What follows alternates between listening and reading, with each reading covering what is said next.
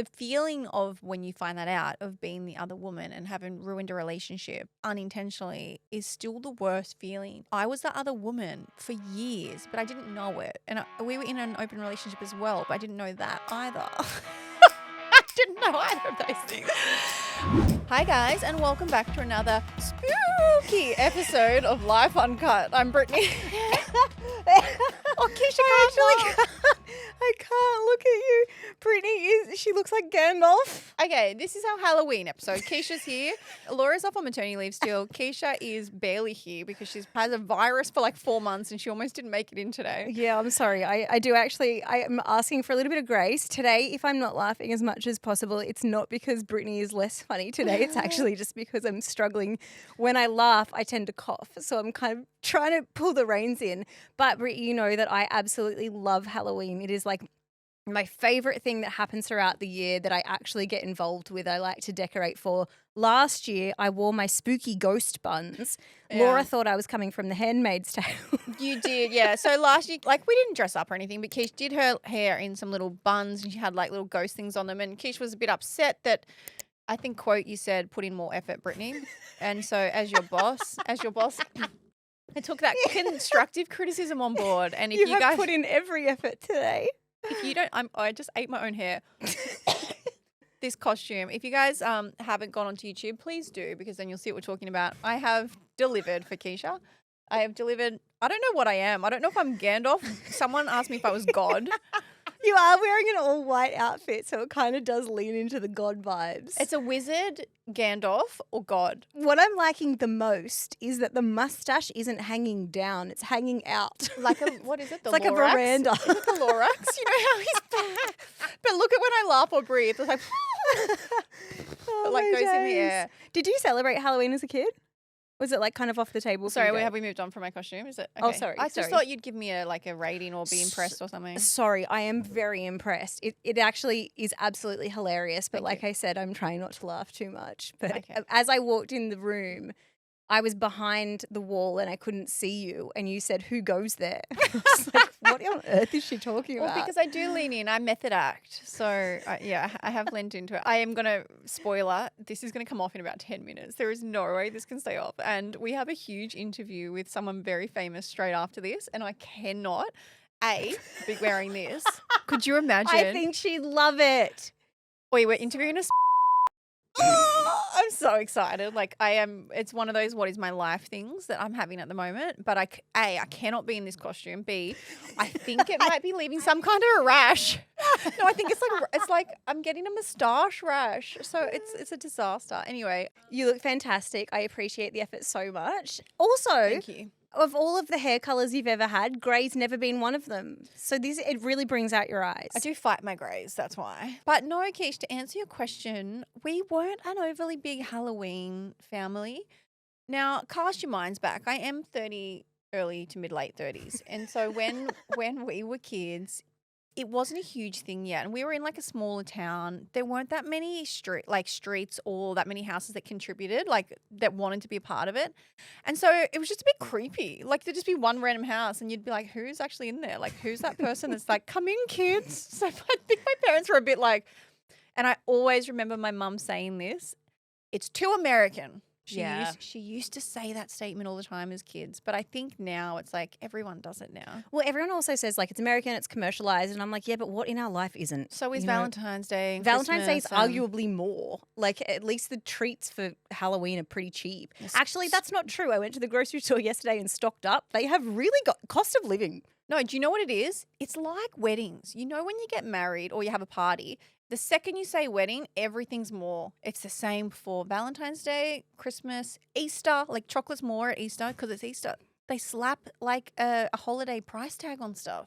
I'm so sorry. I'm you really can't take struggling to take you seriously. But I think the reason I'm so into Halloween as an adult is because now that I'm an adult, I have free will and I'm able to make choices for myself. Because when I was a kid, I've kind of got some like really bad memories around Halloween because you were the one that went to that creepy house? Well, no, I went to public schools my whole life. But when I started school, my family weren't religious. And then my dad found God and my mum, while we were at school. So what age when they were like born again? Probably about 7, something like that. Anyway, My dad, he's the type of person who when he gets into something, he like really gets into something. To be fair, he really does embody it. Like he's got conviction. He really follows through. Still now, like 30 years later? Yep, still completely follows through. But that meant that we weren't allowed to do anything that had anything to do with witchcraft or wizardry. So in October at my primary school, they used to like do Halloween crafts and arts and like decorate the room. And whenever everyone was doing that, my dad said that I had to sit outside and do math. Oh my God, do you want to know something so funny? I was the opposite. My parents made me do the same thing, but when it was scripture. Like Bible studies. Like They said they didn't want you to be a part of that. Yeah, they took us out of that and we would do the same thing. You'd go to the library and you'd have to do homework on math or read. And that was because like my parents, I don't know, I guess you'd call them agnostic or atheist, but we are non-believers. Having said that, I'm baptized. Like we're baptized. It was a weird thing. You just baptized your kids, but then you didn't have to. So we were in scripture. And then if you guys have little kids in the car right now, turn it off. We're going to talk about some stuff. So this is your spoiler. La da da, 3, 2, 1. They just started saying that to my brother and a few of us that like there was one that was just an extreme teacher. It was like, you're going to hell for doing this, this and this. You can't. They were like against Christmas and things like that. They were sort of outing the Easter bunny and things like that. You know, like it was just my parents were like, this is not what you're supposed to be learning. This person is extreme and I'm taking you out, especially when they said my brother was going to hell. Mum was like, that's it. She also took us out of gymnastics, but that's another story. She said gymnastics was too scary. I was too dangerous. It's off the car. She did. She's like, there's no more Bible and you better believe you're not going back to gymnastics. Yeah, I wonder how they deal with it now. Like I wonder how, teachers and stuff address it because I guess we've become a lot more accepting of different religions and different cultures and like the things that you can do for different holidays and that kind of thing. I wonder how I don't know. If you're a teacher, I would actually love to know. Do you still do things like Halloween crafts? Do you still do things like Christmas? Do you also celebrate other like minority religions and do things to celebrate their holidays at your school too? Yeah, I think they do. I think what they do now is they celebrate everyone. My sister Sherry and her daughter, so my little niece Maya is half Indian, and so she's only 1. She turned 1 like a month or 2 ago, but at her preschool they celebrate all the days, and so the Indian day of celebration is called Diwali, and so even though she's only 1, they had like a Diwali day and they got to like celebrate. They get like a little Indian cuisine and it's really cute. And even though they're only 1, they're starting to introduce those things at that age, and I think that's really cool. So any kids from anywhere get to like have their special day, and I think it's really cool. So I can only imagine if they're doing that at preschool, that's what's carried into school now. But I don't think I think you would be hard pushed to find a teacher at a public school now that is allowed to tell kids they're going to hell. Like far out. I think you'd be hard pushed to find a parent who's able to say that their kid has to sit outside and do math. I know. So then okay, let's just like unpack that a little bit, Keish. This is crazy. So what would happen if your dad saw you with me now? You'd be grounded. I think Dad's kind of let that ship sail. I think I'm a bit of a lost cause in his mind. If he had any idea. He's got no fucking clue. If he had be saved. Like if he had any idea what I've spoken about on this podcast, he would actually have a heart attack. Like I think it would genuinely put him into a coma. Well, not even what you've spoken about. Just the life you've lived. Just been reckless. You've been living your best life since I met you. So, and weirdly enough, I don't really use math anymore. So here's a question. What happened then? Because I can only imagine you would have been like, you must have been 8, 9, 10 when like Harry Potter and stuff came out. Did you have to bypass? That's a touchy subject. It's a touchy subject mostly because my grandparents purchased the books for my brother and my dad burnt them in the fire. Shut the front door. I actually can't. I didn't. Yeah. Hang on, you got given Harry Potter? Well, my brother did. And Dad used them as kindling. Oh my God. In front of you. It was a cold winter. Did they do this in front of you? Yes. I've got Keeshia. Yeah. I thought you knew that. I thought that's why you were leading us down that track. No, but I knew it was bad. I got goosebumps thinking about it. We didn't go and watch those. I didn't watch the Harry Potter films until I was like a later teenager. I really missed out on some good cultural moments. You didn't try and do a spell to save the books? Was that the wrong time? Like read the room. Well, I didn't know what the spells were. I hadn't read them. So we were allowed to watch TV and stuff. I'm really getting into this. Yeah. Like, and to be fair, this isn't just a part of the church. This was just my dad's interpretation of it. Like, there were plenty of other families that we went to church with that watched all different kinds of shows and partook in whatever they wanted. You didn't feel left out? Like I felt so left out when I was sitting out there doing addition and algebra at 10. I mean, when the entire world was like on the Harry Potter train, you're like, Harry who? And meanwhile, you're at home locked under the stairs. Lots to unpack. It's funny, you hear all these people say that when there's extreme parenting either way, you always hear that those kids end up rebelling and or doing the opposite of whatever their childhood was. And I think that probably from 28 on was when you really hit your rebel period. I think you were like, I'm going to show you, Dad. Yeah, potentially. Look, I don't know. There's also some things that I've thought about only in the last probably year and a half, to be real. I'm sorry, stop right there. I can't have such a serious conversation with you with this on. Like, I feel like you're unpacking your heart here and your trauma, and I'm looking like this. Let me take it off. Oh my God. Dude, Britt's stripping. Why men have beards? Feel better? Do you have another one that's a headband? That's just goes Oh, like yeah, that? I've got the hat one. Oh, yeah, I'll have that. Okay, now that you've changed. I've actually only kind of really started to unpack this in the last probably year and a half. Like, I spent a lot of my 20s being quite resentful of anything to do with religion. Like, it made me quite angry about some of the things that I was told kind of came from religion that I've later found out don't necessarily. I'm talking about things like the gay marriage plebiscite and all that kind of thing, where I was just angry about a lot of, maybe what I missed out on or that kind of thing. But it's only been in the last probably year and a half that I've actually realized that my upbringing and some of the values that I got from the church itself and from that type of upbringing are actually incredible, and it really has made me shift gears on the way that I view religion in total. Like, there was a big part, probably almost a decade, where I really pushed back on the establishment of religion, and I still have issues with that.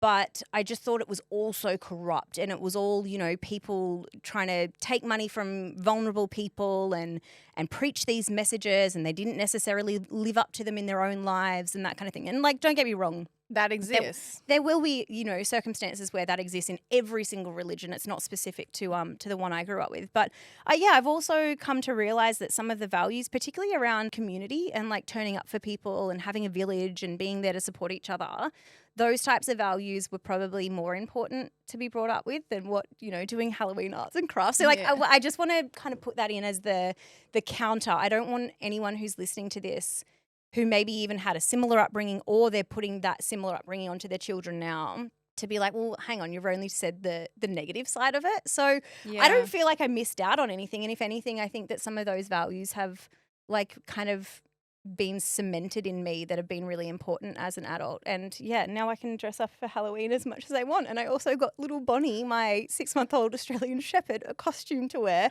So cute. And I've got a little Halloween bag for us to take to the park for all of the treats for the dogs on Halloween. So do you think people are going to treat their dog at the park? Like, are people going to, like, what are you going to try and beg for dog treats? Like, what's the plan? I don't, to be like, fair, how is this going to go down? Well, the dog park that I've started going to now, most people have treats because they're training their dogs and that kind of thing. So I think we're just going to have like a lineup of dogs getting treats for the afternoon. Oh my God, I think you've got big expectations for what is going to happen at your local dog park. I got Bonnie a little pumpkin costume. It's very cute. She's so cute. I got Delilah one, but it was too small. You know those ones from Temu that look... She was fat shamed by the vet. We've been working on that.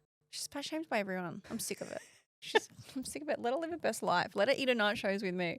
Hey, this is so dumb. I almost fucking did the worst thing ever to my face accidentally. So I love makeup, beauty stuff, whatever. I like my skincare. I like to like your skincare. I love my skincare. Guys, you have never seen a single human being as you walk into Brittany's bathroom. There's no countertop. It's just products. Like, it's true, but shut up. You've never seen someone with as many skincare or hair care products in your life. Yeah, I love a product. I do. And I think it's important to keep your skin on its toes. So like sometimes I mix and match products. Anyway, that's not what this is about. I got a PR package. So sometimes occasionally something will turn up at your house from a brand that has had your address for some other reason. And it doesn't happen much anymore, but I got this little package sent to me with a few different new beauty products to try, like just little tidbits and some nail scissors and just like some little stuff. But in there was an eyebrow brush. Oh, yeah. Yeah. And now I usually try to get my eyebrows laminated and waxed and like maintained. But to be honest, I probably do it a third of the time I'm supposed to. So like I end up letting them grow out. They are like woolly mammoths. Months go past and then I remember and then I go in. Anyway, in it was a little eyebrow brush and the thing was like a brow shaper. That was what it was called. So it's like a razor, or was it like one of the spoolies that you use to brush them up? Well, it was a spoolie. It was but I thought it was a spoolie. Sorry, I'll shut up and let you It's finish your called story. a shaper. And so thank God it was a sunny day. And now let me tell you why the sun is important. I was like, yes, shaper, brilliant. I have never seen an at-home razor blade. So anyway, I get this thing out. I just didn't look at it. I read the name, got it out. It's got like a long handle. And so I picked it up and I was in my lounge room, and my lounge room has like a beautiful big mirror right near the window, and it's the only place it gets natural light. So like any video you've ever seen at my house is done in this one natural light corner. Otherwise I live in a dungeon. And so it's not something you need to look in the mirror for. And I only looked at the last minute. So it's like slow motion. I'm bringing the spool up to my eyebrow, and I could have just walked around and done it. And as I went to look in the mirror and it was just touching in front of my eye, the sun, and this is why it's so important, the sun shone in and bounced off the razor blade into the mirror, and like I could see the light, and it was like it's like divine intervention. It was like, ah. And just as the razor blade touched the corner of my eyebrow, I realized what was happening and I stopped. And now I've lost maybe 2 little hairs. That is it. But Keeshia, nearly wiped my entire eyebrows off. Like, what the fuck? Brow shaper. Brow shaper needs to be more specific. It needs to be called brow razor blade. Yeah, it was a Fair. razor blade. Like, how did I not even see that? Did you not feel like the tension though? Yeah, only when it touched me, but it touched me at the exact same time. Like, I could have taken my eyeball out. Like, I came in real hot with that thing. I was like, fuck, imagine if I was just walking around combing my brows. I want to defend you, but I kind of think I might be on the packaging of the product Shaper. side for this. A shaper, though. Like, It was ambiguous. I feel like most people would probably read what it says on the box before they go in I don't have blind time to use it. I don't have time but I just don't know if we should be sending razors around willy-nilly. That reminds me of, because I love a bit of a beauty DIY at home situation. Mostly because I'm a tired ass, but also secondly because I don't like the time it takes to get things done and like to drive to the appointments. And Yeah. I'm just a bit impatient, and that's a personality flaw. But one time I dye my eyebrows at home frequently, like probably every 3 weeks or so. You have offered to dye mine before. Where is this going? Yeah, but you got dark hair. When you're blonde, you've got to be really careful because sometimes it will say like light brown on the packet. That shit is not light brown. That is like one shade off of being jet black. And it says on the packet to leave it on for like 10 minutes. I leave mine on for 90 seconds and they're still quite dark. So the first time that I used this particular one that claimed it was light brown, Oh, no. I ended up having absolute slugs of eyebrows for like 2 weeks. I had to put foundation on them to try and like lighten them down. It was so embarrassing. It's giving Cara Delevingne. That's hot. It was not hot. They Not were yet? too dark and too thick. And also I needed to learn to like less is more when it comes to dye. I really slapped it on thinking it wouldn't be sucked up by my skin as much as it was. So it wasn't just the hair that was the dyed. skin? It was also the skin in the shape around them. It looked so bad. Please find a photo of that because you can't do anything about it either. You have to commit. You're like, well, these are just on for a while. Yeah, I just had to try and use concealer. What would I have actually done? I know you have fake eyelashes. A stick-on brows a thing. You would have probably. Like, But do you reckon I you mean, get a we've stick got on stick on Merkins now, so Maybe it's Kim Kardashian's next thing. It's like stick-on brow. you just would have worn your wig the whole episode. But I also had something happen that I wanted to ask you if you think this is kind of like a 3-option situation. Do you think I'm in the wrong?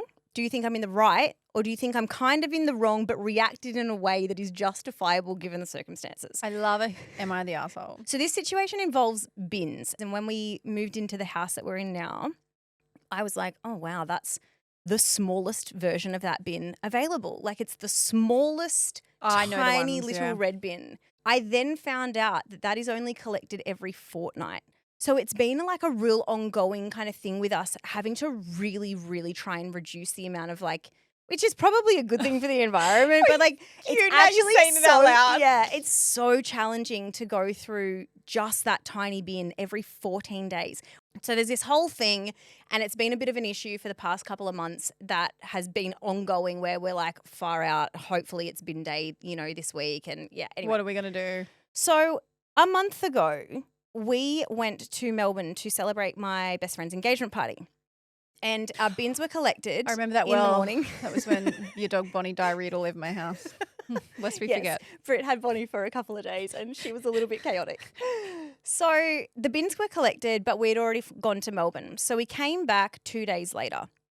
And as we got back, I was kind of like unpacking all of our stuff and I went out the back to go and get the bins in from the lane. And our bin was nowhere to be seen.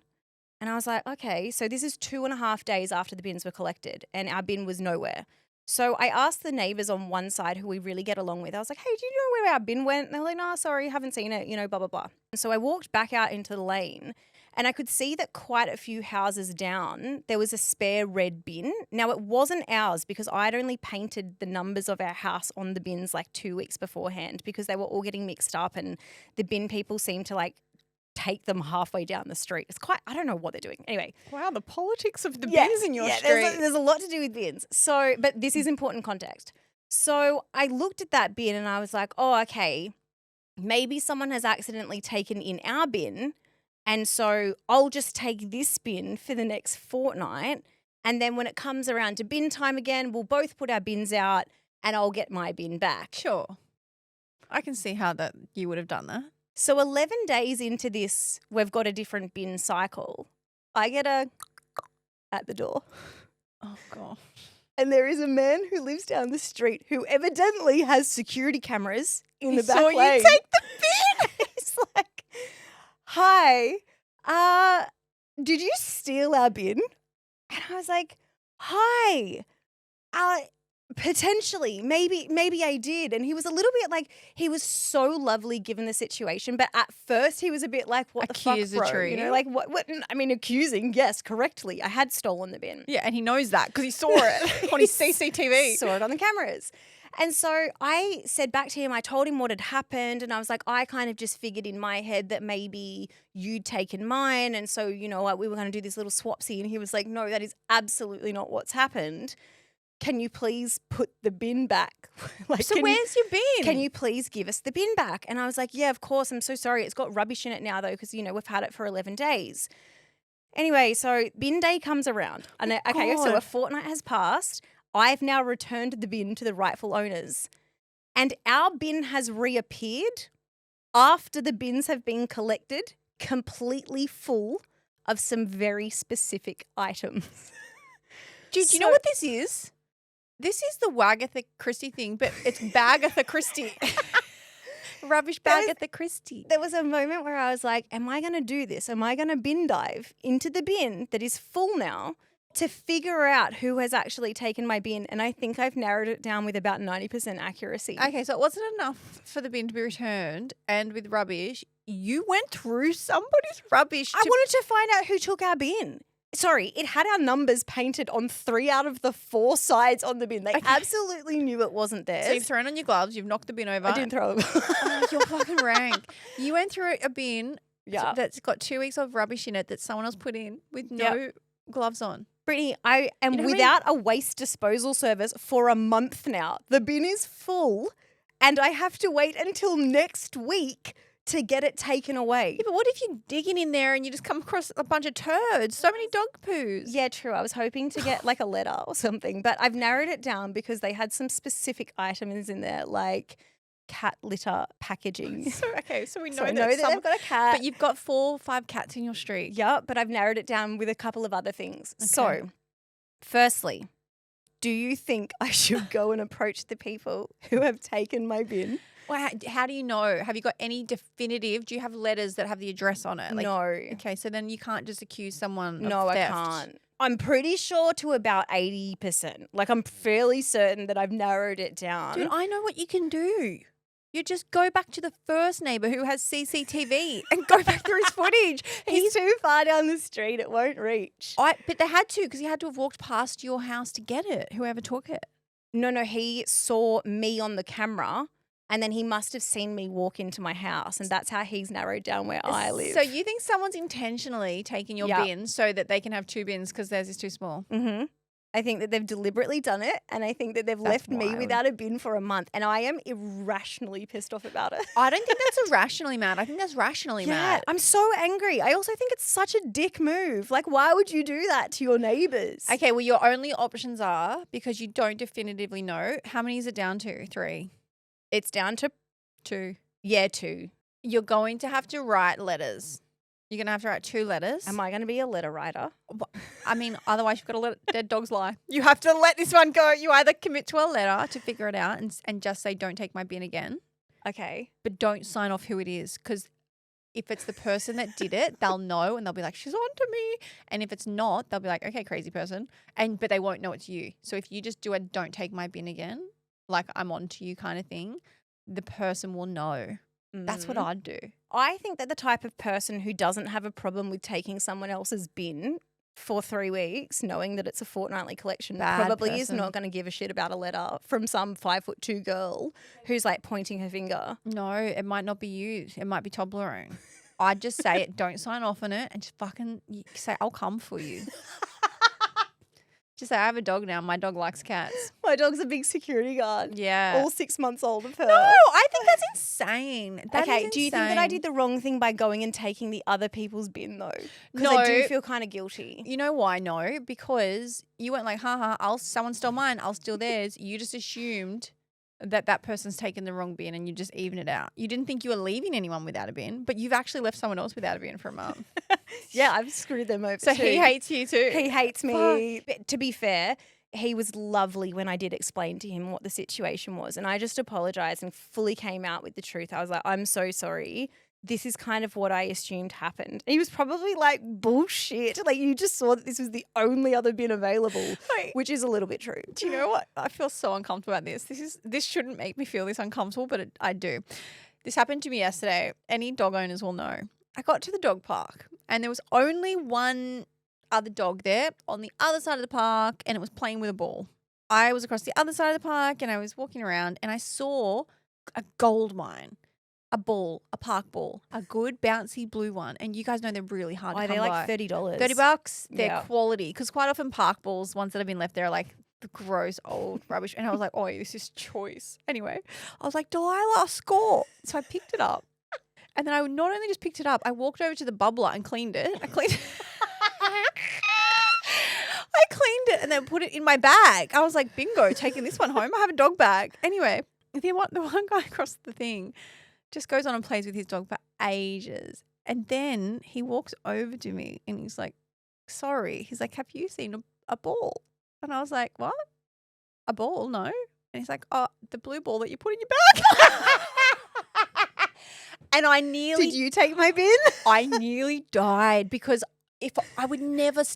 Everyone knows the rules, right? Like, you never take another dog's ball. I never take another dog's ball. But if it's just there and you think it's a rogue leftover, you get to take it. I love how you tried to deny it. Oh, what ball? No, I was actually just confused for a second because I thought he meant like, has he just, because I didn't think it was his or I never would have taken it. Yeah. I think what had happened is he'd thrown it for his dog, the other side of the park. The dog didn't get it. Then I arrived. Anyway, he watched me take it, clean it at the bubbler and then put it in my bag and I had to give it back. And I was like, I'm so sorry. I was like, I'm actually mortified. I couldn't believe it. I was like, I didn't try and steal your ball.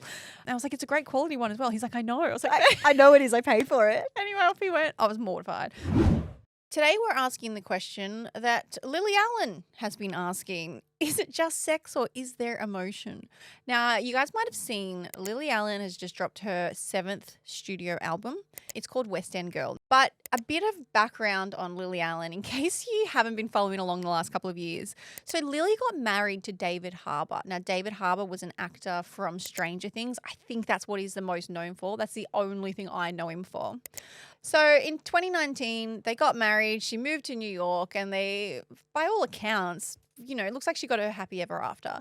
But 4 years later, so just in December of 2020, 24, so just December gone, it sort of came out quite explosively that they'd broken up, and not just broken up, that he had cheated on her. And you'll remember, Keish, I think we even spoke about it here, but it wasn't just cheating. Lily kind of said she went on a bit of a detective mission on Raya, the dating app, to try and figure out who he was cheating with. Yeah, so this is because David and Lily actually initially met on Raya. And so apparently this is like a source to the Daily Mail, but someone who was apparently close with Lily said that she was going onto the dating app. She like created a profile so that she could see what other women were on there. And then she was cross-referencing it with who David was following on Instagram and trying to work out, you know, who he might have been seeing or who he might have been talking to from Raya. And I know a lot of people would be like, wow, that's crazy. But like, I've been there before, Lily, and I actually know what it's like to be in the headspace of being like, who possibly could be next? Like, it's such an unhealthy place to be. And that's even the thing, like, before we get into the wild ride that is this new album, it's like an expose, but even just going back to that last year, it's insane that someone you love and that you're married to can make you feel so crazy to go and do that, because so many people's first thought around that time was like, you know, okay, crazy lady, like, get a life. But there's a reason a woman feels like they need to do that. Like, there is something that is driving you to figure it out. And then once you get in it, it's really hard to get out of it. Like, once you get into the trying to go through the phone or linking things or looking at their follow account, why is he liking this? Where is he? Where was he last night? Like, it sends you insane. And I think that in this new album, I'm not sure if you guys have all listened to it or not, but she's being very honest in it. There are things in here that I'm like, wow, I don't know if I would be able to admit in real time that that was my own behavior. And I quite like the fact that she's going there. Like, it is beyond vulnerable. It is so completely honest. When I was listening to this, I kind of felt as though I was like reading someone's diary or listening and eavesdropping in on a conversation between two very close friends that I wasn't supposed to be listening to. Well, it's exactly that, isn't it, Keisha? It's like her diary, because the way she's written it is a story. It's from the first song on the album until the end, all the way tells a story from the start of their marriage and relationship when they got together through to the end. Yeah, and it's also being reported that she wrote and recorded this album in just 10 days. It's giving 10 days. It's giving I'm vomiting out every single emotion that I've ever had. It's giving I've made a fucking decision right now and I'm going to do it and I don't want to think about it. And I might regret it later. So let's just do it now while I'm in this like quite chaotic headspace. But we wanted to run through some of the songs that are on the album, some of the lyrics from them, so that we can talk about this. Is it just sex or is it emotion? So the album actually begins with Lily falling in love, moving to New York, as Britt said, with her 2 daughters, and setting up a home in a nice little rental near a sweet little school. But the first signs of trouble kind of began when she was cast in that West End play. The lyrics go on to say, "That's when your demeanour started to change. You said that I'd have to audition and I said that you're deranged." Yeah, so she's basically saying like, I'm Lily Allen. Like, I interpreted it that way. I interpreted it that this was kind of him almost like putting her down a little bit and making her a little bit smaller than perhaps what she was, because she went on to be nominated for the plays that she was in. Like, and by all accounts, it sounds as though she was absolutely phenomenal. So that was my interpretation of those lyrics. Well, she goes on to, later in the album, to sort of start to give the goss on their sex life. So there are lyrics in the 3rd track, Sleepwalking. Been no romance since we wed. Why aren't we fucking, baby? Yeah, that's what you said. But you let me think it was me in my head and nothing to do with them girls in your bed. That's brilliant lyrics. But she's pretty much been like, you gaslit me when you were going to fuck someone else. So she's 100% outed that he has been cheating. And that becomes very apparent. In the 4th track, it is labelled Tennis. She speaks about this mysterious woman called Madeline and the impact that that particular woman is having on their relationship. The lyrics go, and by the way, the reason that we can't include all of this as the actual lyrics is because we don't want to get done for copyright. So that's why Britt and I are reading them out. The lyrics say, "I can't get my head around how you've been playing tennis. If it was just sex, I wouldn't be jealous. You won't play with me. And who the fuck is Madeline?" Okay, I loved this one. I love this. You know why? Because this opens up such a big conversation for people and women everywhere, men as well. But like, let's be real. Just more women are going to relate to this story. Tennis. She's upset that he's playing tennis. Now, it's not that he's playing tennis, but she's upset that the cheating has gone to something physical in the sporting arena, not just physical. What Lily unpacks further on is that they very evidently had an open relationship. They had an agreement. And we know this because she speaks about it in her diary entry that she's released to the world. She speaks about the fact that they had these rules where it was supposed to be in a hotel room. She said it's supposed to be paid. I'm assuming it means you can have like escorted paid sex with someone that you don't know. She says that they have to be a stranger. She alludes to it being she's okay with an open relationship as long as it followed these very strict rules. Wasn't supposed to be anything emotional, wasn't supposed to be anything in public, and was supposed to be very discreet. And so tennis is where she's upset because she knows he's physically going out and hanging out outside of those confined four walls. He's doing things with her that a normal couple would do, like i.e. playing tennis. So this leads us to the million-dollar question that is so different between men and women, but what is worse, the emotional cheating or the physical cheating? Obviously, they're both bad, but in this instance, David's done both. In the song after Britt is talking about tennis, it's called Madeline. Lily sings, "How long has it been going on? Is it just sex or is there emotion? He told me it would stay in hotel rooms, never be out in the open. Why would I trust anything that comes out of his mouth?" And there has been a little bit more, reporting on the fact that Lily has come out and said that these stories that she's singing about, they are not necessarily 100% true. Like, she said that some of it's fact and some of it is fiction, and maybe this is a bit of an amalgamation of her own experiences and other people's experiences, which I think both of us think is a little bit murky and muddy water when it comes to saying things that seem this honest where there are real people involved. But we'll get into that a little bit later. Some of the other lyrics, there's this part of the song where it almost sounds as though it's like a back and forth of a conversation, and she speaks it. And so she is playing the character that we assume is based on her. She's also playing the character that is based on this Madeline girl. And they almost have like a conversation back and forth. Lyrics from Lily's side of things, or the character that Lily says she's playing, is, "I'm not convinced that he didn't fuck you in our house. We had an arrangement, be discreet and don't be blatant. There had to be payment, it had to be with strangers, but you're not a stranger, Madeline." Now then Madeline kind of responds in this, and it has been reported that these are potentially actual real text message exchanges that happen between Lily and what has ended up being this woman called Nicole, but we'll get onto that later.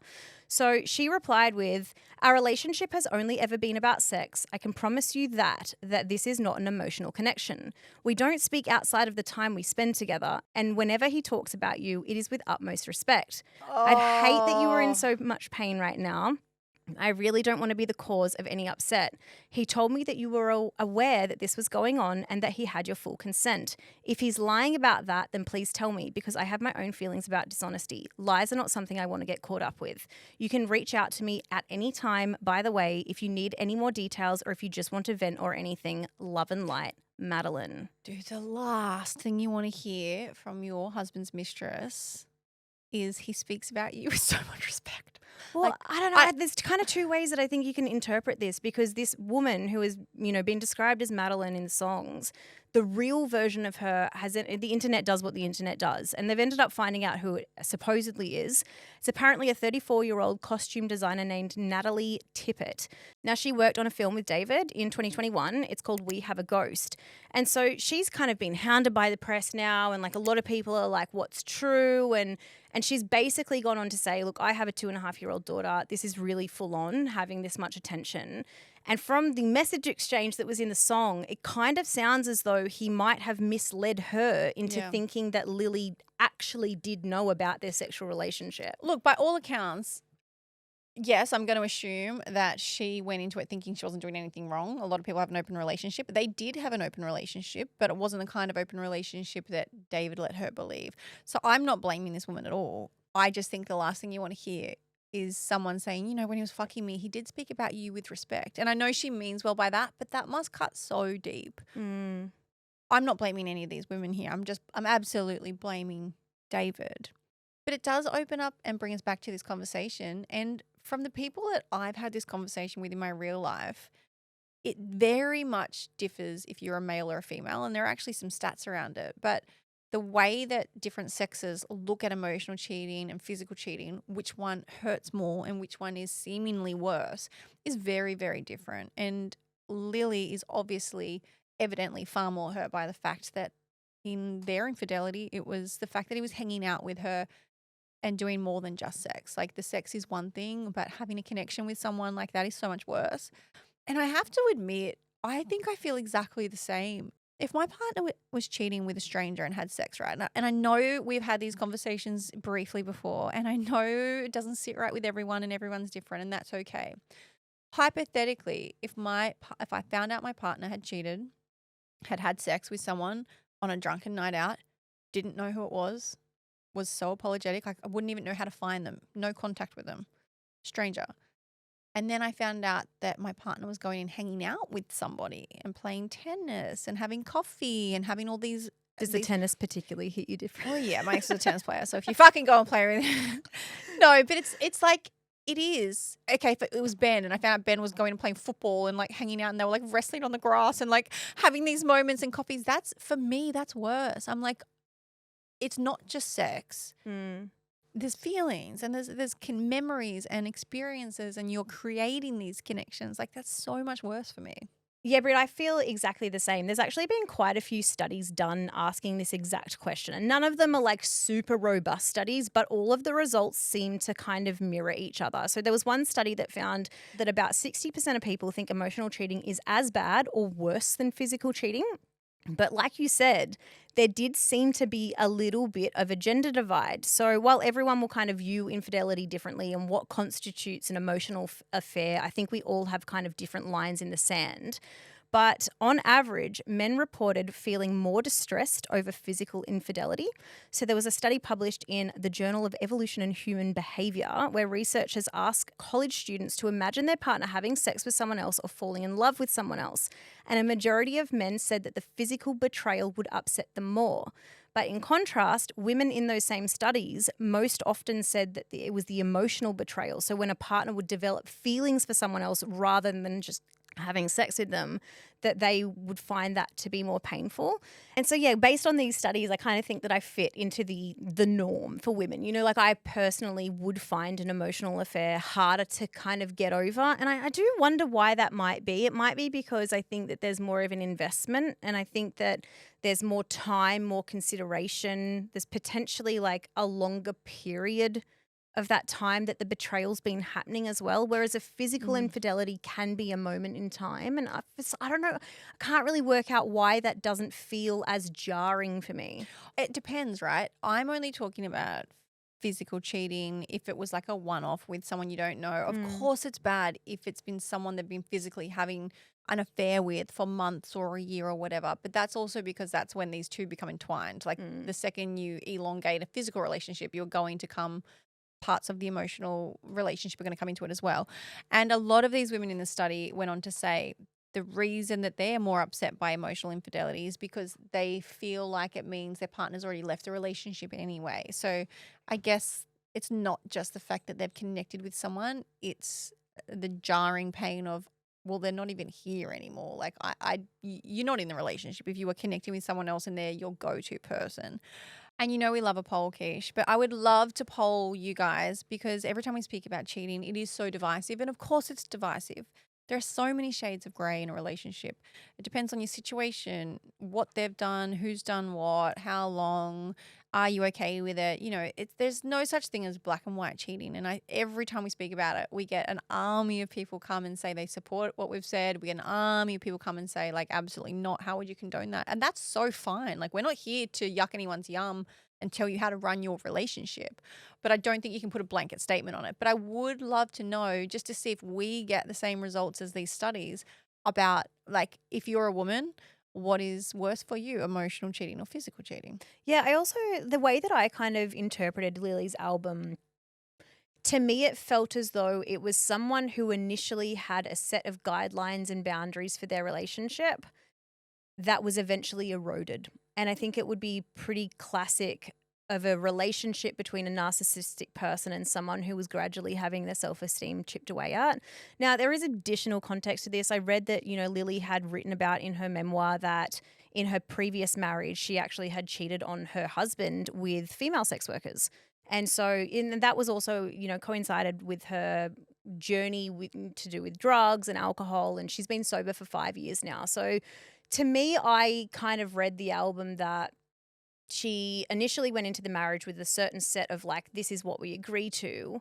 And then over time, those things seemed to kind of get further and further away from what she wanted. I could be projecting, but that was how I felt about a lot of the things that she was saying in this relationship. I was like, oh, I remember being with a narcissistic person and I remember thinking that I would never do those things. And then 6 months down the track, you end up kind of going like, what the fuck am I doing? I'm looking up people's Instagram accounts to see if he's followed them and whether they're maybe sleeping together right now. Like, to me, that was how I kind of felt about her relationship. But the last question I have for you, Britt, has to do with, like, I know we ask the question a lot of like who gets to tell a story, but I do find it a little bit concerning that Lily has kind of come out and said like, oh, this isn't necessarily completely a true story about my own relationship, when the people who are involved are so easily identifiable, and it's pretty damning. Well, she said it's a bit of fact and a bit of fiction sprinkled Yeah. in, and she hasn't really definitively said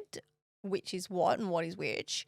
She has also said that it is inspired by her life. I agree with you. As much as I'm like, fucking right at dawn, Lily, like, I love it. I love that she is taking control of her story and he's like, fuck you. The problem I have, and where I think it gets really dangerous, is if you're sprinkling a lot of mistruths in there alongside some pretty explosive truths, it's not ideal for the people involved, because we know what a public pile-on can be like. And if somebody hasn't done something, but they're being led to believe, the public's been led to believe they have, I just don't think that that is a very fair place to put them, because who are we to then say what's real and what's not in this story, in this very long, sad diary entry? I also think it's interesting that I was reading quite a few of the comments on her Instagram page, and most of them were like along the lines of, what an amazing day for everyone except for David Harbour. Or like it would all be like all of this except for David Harbour, or I've never hated a man that I didn't know in the way that I hate David Harbour. He has turned off comments on every single one of his Instagram posts. So I'd be turning off my Instagram. well, he has like 8 million followers. Like, he is actually objectively a bigger star than what she is. So I guess in a way she probably feels as though it's punching up rather than punching down. But yeah, like the only kind of problem, firstly I loved the fact that this, to me, it sounded so nostalgic. Like, it sounded like Lily Allen from 2 decades ago in the music that I love from her. But there was a little bit of grey for me in the fact that these people are real people, and if you're not going to be explicit about what is factual and what is a personal experience versus what is just like creative license, I feel like that's a little bit dangerous. Even just like label the song like Madeline, truth, tennis, fake. But her name is actually Nicole. Yeah. You know, the last thing I want to say is, and I feel like, because I've been there, is I do feel for the other woman, quote unquote. If by all accounts what she's saying is true, which I believe that it's true. I have no doubt that she truly believed it was just sex and they were in an open relationship and Lily was cool with it. We have to take it at face value. Take it at face value in the song that, you know, she's exchanged their texts and whatever. That's what they've said has happened. The feeling of when you find that out, of being the other woman and having ruined a relationship unintentionally, is still the worst feeling. And I say that because I was the other woman for years, but I didn't know it. And we were in an open relationship as well, but I didn't know that either. I didn't know either of those things. If you're new to the podcast, briefly, but you will remember I dated somebody for a few years, 2 years, and I thought they were my person, and it came out that they had this whole double life. It was not an open relationship. We had plans to marry and have kids and buy our houses and, you know, do all these wonderful things. And then I found out that he was in another relationship the whole time. But not only the whole time, I had been with him for about 2 years and she had been with him for 6 years. So I was the other woman. I came in after they had been together for 4 years and I had no idea. Like, I thought I'd met my penguin. And I'll never forget, the pain was interchangeable. I couldn't figure out what was hurting more. The pain that I felt of what I had imagined or what I had known or been led to believe was one thing, that your relationship has ended in like this horrific way and that he had cheated on me. But then when I realized it wasn't just cheating on me, but I was that person for someone else. So like, I was the one that had ruined a 6-year relationship. And whilst I didn't know it, that pain for me, it was like a pendulum. Like, I would just feel so sorry for myself and be like, I can't believe he's done this to me. Woe is me. And then I'd be like, hang on a fucking second. Imagine this times 3, because she's been with him for 6 years. Like, that's so much. And I remember having to say to her, and I'm so glad she believed me, and that's why I want to give this woman the benefit of the doubt. I remember just saying to her, like, I feel like I can't even, I'm not allowed Yeah. to feel what I'm feeling because you're feeling it so much worse. And you're like the main woman. Like, and I kept saying the main woman, and she was so wonderful. She was like, you can feel it too because you had your own life. She was really good. But I have to just, that may be why I'm giving her a little bit of grace in this situation, is because I was like, fuck, I have been there, and it just adds more spice. Maybe you've actually kind of just like discovered why women seem to feel more hurt by emotional affairs though. Maybe it's actually because when you have an emotional connection with someone, you have future plans. Like you have the things that you're talking about that you are going to connect on in the future as well. It's not necessarily just a past experience. Like maybe that's actually why we struggle so much with the concept of our partner falling in love with someone else rather than just sleeping with them. And you know what it is? Now we just are sitting in this. It's the feeling like you had something special and unique and a shared experience, and then realizing you didn't. And I say that because there were things like he and I had discussed our kids' names. And then when her and I discovered this, the other woman, they had the same kids' names picked out. Everything was identical. It would make you feel so insignificant. Oh, you're like, oh, it was I remember saying to him, was any of it real? I remember saying, did you actually love me? And for some reason, that was the question that all I wanted him to say was yes.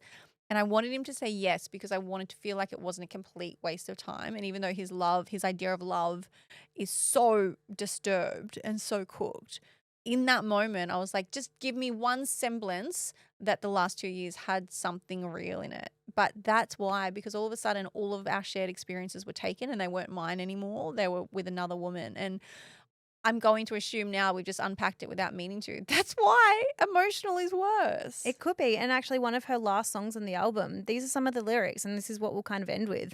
She said, "Don't come home. I don't want you in my bed. Go to the apartment in the West Village instead. I found a shoebox full of handwritten letters from broken-hearted women wishing you could have been better. Hundreds of Trojans. You're so fucking broken. How'd I get caught up in your double life?"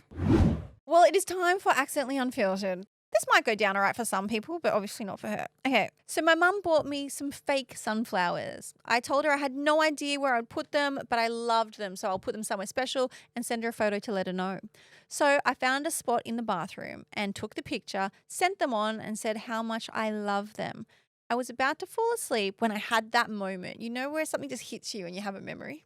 And I remembered I had left my giant dildo drying on the bath rack right next to the sunflowers. I had sent it to her. I had sent her a picture of my giant dick and flowers. She simply replied, "Nice flowers, sweetheart." I love that your so mum didn't funny. address the fact that there was actually something else in the picture, and she was just like, we're both going to pretend that this hasn't happened. I don't know what I'd prefer. I don't know if I'd prefer just to pretend that it didn't happen. I'd probably write back to my mum and just say, well, whoops, delete that. I'd Just own it. crop it for yourself. You know how some people, when you receive a photo, it will automatically save to your camera roll? Yeah, yes. I think you'd have to go in and say, please, just if you are Delete, one of delete. those people, please crop. All right, let's wrap. Suck and sweet, Keish. My suck this week is that actually it's probably a suck from the past nearly 3 months. So, and I might have spoken about this here and there on the podcast, but I really have been so unwell, like so unbelievably unwell. And I actually ended up editing an episode that we recorded in August. And in that episode, I had to stop down and cough a lot. And so I know that I've had this really horrible cough for at least like 2.5 to 3 months now. And anyway, this is like such a classic. If you're with someone in the medical profession, you will relate to this so much because for weeks, my partner had been away for work here and there. Like he's been back and forth quite a lot. And so I'd been saying to him, like, this cough is really bad. It's really bad. It's really bad. And this whole time he'd been like, you're right. You'll be fine. Like, it's just a cough. You know, it's just Get a on with post-viral it. cough. You'll be sweet. And I eventually saw him after about 3 weeks and he put a stethoscope on my back. He turned and he's like, yeah, we need to go to the pharmacy. And I was like, oh, okay, you know. And he was like, you've actually got, I think you sound like you've got pneumonia. And you were like actually like relieved. You were like, yes. I was like, I feel like you've been gaslighting me for 3 weeks. Anyway, so I was on antibiotics for a couple of weeks and things got a little bit better. and they've kind of seemingly returned to being quite bad again. So we think that I might actually have whooping cough, and come to think of it, I think that I have let my vaccine lapse. You know how you're supposed to get it every 5 years? I'm pretty sure I got it like 6 or 7 years ago, and I just wasn't really thinking about it. And so I guess this is the result of when you don't have it. And so, yeah, we now think that I've had whooping cough, and this cough it won't go away. They call it like the 100-day cough, and it's been awful. Anyway, I'm going to get my booster tomorrow, actually. I wonder if I can get the booster now or if I'm going to have the antibodies. Dude, do not touch it right now, though. You've just like sick for 3 months. My deathbed. So that is my overarching suck. And my sweet is that over the weekend, I got to catch up with some friends. So when I was living in Bendigo, I made really close friends with 2 girls that lived down there, and they were just like, they were really my life raft over that COVID period where we were in the horrendous Victorian lockdowns, and we became really close really quickly. And I hadn't seen her for like 2 and a bit years since her wedding, and her and her husband came up and they stayed with me over the weekend. And you know when you just have that beautiful feeling of catching up with old friends that you haven't seen for ages, but it also feels as though no time has passed at all? That I had that feeling for the whole weekend. So yeah, that was a real nice sweet. That's so cute. Yeah. Okay, my suck is it was one of Laura's earrings, I'll just say it. I dropped an earring down the drain. Oh no. Yeah, and it was one of Laura's earrings. But she might not listen to this. Let's not. Look, Britt's going into Tony May just being like, can I please have a replacement? I know the girl, so I'm going to ask. I'll hit her up for another one. Wait, which drain did it go down? It just down a drain at my home, but I can't. I tried to get it off. It's tight. I can't get a plumber to come and undo it. It's like, I'll come and help. I've done this before. Have you got like an S-bend drain? yeah, it's got an S. Oh, mate, I'm DIY central. I'll come over with my steel caps on. Just I won't need steel caps. You don't even mow the lawn with your steel caps. I did put them on to mow the lawn over the weekend. My sweet is that I have managed to secure Oasis tickets, and yes, Keeshia, you can come with me. Are you joking? I know, they're so hard to get. Yeah. Actually, we got good tickets. My partner's going to faint when he hears. Yeah, so Oasis is here. Oasis, like if you guys are a bit younger listening, you probably don't care. Interestingly, connected to Lily Allen. She did come out and say that thing that happened on a plane with, I think it was Liam. Please don't quote me. It might have been Noel. But they definitely hooked up when they shouldn't have been. She found out later that he was actually still married. Yeah. I mean, they were like at one point one of the biggest bands in the world, and they were, I think they could have had any woman they wanted to. I think they went through a phase of being very desirable. And they hate each other. Well, they're back because they got paid a mozza. So they're brothers. They had a big falling out, if you don't know, hated each other. No one really knows what or why, but no one gives a fuck. They're back together for a tour. They're obviously been paid a mozza, and everyone's like, whatever, we'll pretend you guys like each other just to go. But I'm absolutely thrilled. So we got tickets for next week. Woo! That is super exciting. I have some friends that went to the concert in the UK, and they just said it was like otherworldly, like once in a lifetime type situation. I was about to say I also have friends in the UK, but it's not. It was Vogue Williams, and I just listened to her podcast. Vogue Williams. That's the parasocial relationship we have. So Vogue went and said it was amazing. Yeah. She didn't tell me that. She just said it on the pod. So she did tell you, your friend Vogue Williams. She basically told me. Well, that is it from us today, guys. I would love to know what you thought about, particularly the chat about Lily Allen, and like who firstly has the right to kind of talk about these experiences, whether it helps you or whether you think it's going to be a little bit detrimental to her moving forward, and what you think about emotional versus physical cheating. Well, I feel like the big question here is, we didn't even say it, so I'll tag it on now. Is this revenge or is this therapeutic for her? You know, it's maybe a bit of A, bit of B. Maybe the same thing. Maybe revenge is therapeutic. Anyway, go watch on YouTube. You'll see our costumes. Mine was 10 out of 10. You made a lot of effort. I did put a lot of effort in. Hit subscribe on YouTube. That's definitely something we really want you guys to get behind. It helps us out a lot with the podcast, so we'd really appreciate it. And remember, tell your mum, tell your dad, tell your dog, tell your friends, and share the love, because we love love.